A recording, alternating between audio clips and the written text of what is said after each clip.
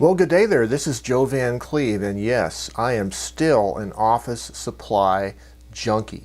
Good day, everybody. Well, we haven't done an Office Supply Junkie video in a while. It doesn't mean I'm cured or I'm in remission. I thought I was for a while, but actually I'm still addicted. And one of the things that happened is I made the mistake of getting on some blogs, searching through some blogs about office supply stuff and writing supplies and all this, and I ended up finding this is a Coom brand pencil sharpener, portable pencil sharpener, and it was advertised by some particular writer as the best pencil sharpener they've ever found. And so I decided, okay, well, that's quite a claim. I don't have an exhaustive supply of pencil sharpeners, but I do have a couple here that I use, and we can kind of just do a compare and contrast between several different types of pencil sharpeners that are in my collection. Stay tuned.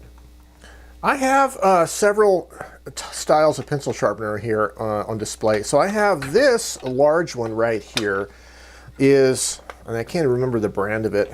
This is a classroomfriendlysupplies.com is where I got this from. And yes, the little drawer is kind of full, or partly full of pencil shavings. But this is a desktop pencil sharpener that has a little angle bar, a bracket for supposedly clamping it to a desktop. And we'll discuss how well that works later. And then I've had, for a long time, I've had this Statler Mars Lumograph branded portable pencil sharpener. It's a single hole standard type of pencil sharpener, but its main attribute, as far as for my purposes, is it's because it's oval in cross section. It's a little easier to store and carry with you because it's a flat profile compared to the round kind. And of course, it just opens up like that to empty it. And then we have this newly acquired Coom automatic long point pencil sharpener. And what's unique about this, we'll go ahead and look at the artwork on the box. So standard pencil sharpeners like these, you will sharpen the wood casing and the graphite core simultaneously. What is unique about this pencil sharpener is it's a two-step pencil sharpener. You first sharpen shave back the wood casing, and then you move to the next hole adjacent to it, and that's when you sharpen the graphite. And supposedly that gives you a better point. We'll see if that's true. Now, another feature that this particular pencil sharpener has is it has two additional sharpener holes for drafting leads. And we can look at that also. And it also comes with two spare blades for the main sharpeners, all in a little package like that. So slide it open and remove the sharpener. And so this Coom automatic long point pencil sharpener, first of all, on this side, it has, on the lid, it says number 1 and number 2. So number 1 is the hole where you're going to first core out the wood casing, and number 2 is going to be for sharpening the point of the graphite core. And then on the other side, you have an opening here, a red marked opening and a white one for two different sizes of drafting leads. And then the plastic cover pops loose so you can empty the sharpener, but I will say right up front that the volume of shavings that this particular sharpener can hold is quite a bit less than something like the Statler. Statler, you could be sharpening for a long time to fill it up, but I would probably advise on this one, you probably need to empty it almost every time you use it, and you can see I have been using it. It is not pristine. Well, let's start out by first looking at this desktop sharpener, this sharpener from classroomfriendlysupplies.com. And the notable thing about this one is, well, it has a little spring-loaded feature where you pull the front out and put the pencil in, and the little hole here, these two little knobs, there's a little gripping mechanism that grips the pencil casing, and spring-loaded pulls it back toward the sharpener, so you can put one hand on the sharpener to stabilize it and then do your sharpening. And this particular sharpener delivers a very long point. It is not a short point like what you might see from these portable sharpeners. It is definitely a long point. You'll have to decide if that's the kind of sharpener you like. But it does taper it quite a bit more pointedly than some other sharpeners. And so that's either good or bad depending on your preference. Now I will say one other feature of this sharpener that I think the main thing that I'm less than thrilled about is this little angle bracket for securing the sharpener to a desktop, to a corner of a desk. And the main problem with it is this unthreaded part, okay, is supposed to go through the hole here, and there's actually, it can go on either side, but it doesn't actually totally go through the entire width of the sharpener. It only really holds it from one side, and so when you clamp the other side to a tabletop, what it has a tendency to do is it makes the sharpener, it pulls the sharpener like that, slightly canted toward the side that the clamp is, and so the bottom of the sharpener isn't fully resting on the table, and that has a tendency to cause the clamp to loosen up over time, and so it never really stays very secure. And if you look at the design of this, what they should have done is they should have put the threads on this part, had it a little longer, had it threaded, and had this part long enough to go all the way through the body of the sharpener, like that, so it would hold the whole thing secure. So it's just, this little angle piece needs to be redesigned, and otherwise it would be a pretty good sharpener. But if you don't mind holding it with both hands, put one hand on it to secure it, you can certainly operate it like that, but it's a two-handed sharpener effectively. Okay, there's that. Now, let's look at the standard Statler sharpener here, the one-hole sharpener. These are always pretty consistent in their quality. Statler's always been a good name for sharpeners. So here, this is a Blackwing Palomino 21 pencil, which are really nice pencils. Trying to get my camera to focus. Thank you. And this does an okay job.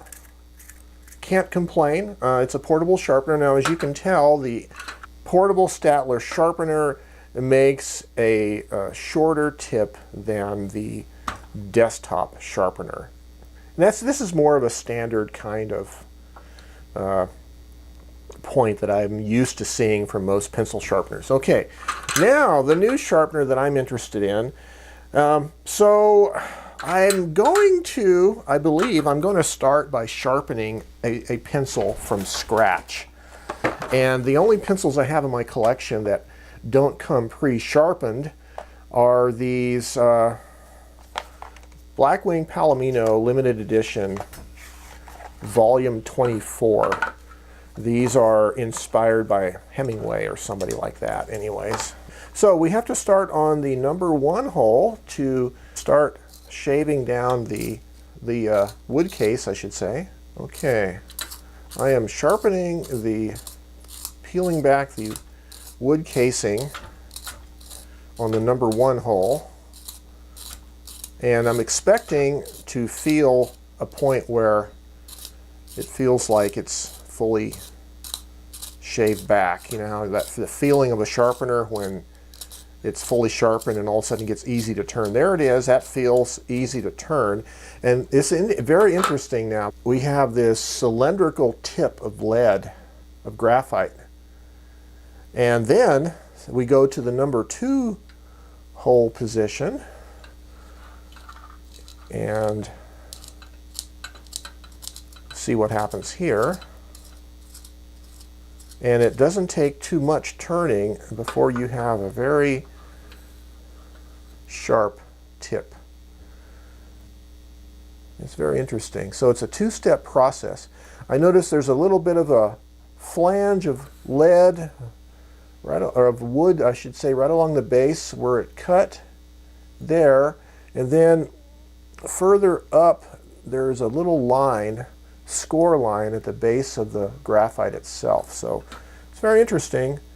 I'm going to have to work with this for a while and see if I like it. I'm guessing the point of having a two-step sharpening operation is you can probably, as you wear the graphite tip down initially, you only need to resharpen it on the number 2 hole. And then after several resharpenings, you have to probably go back and resharpen, peel back more of the wood casing. So it's very interesting.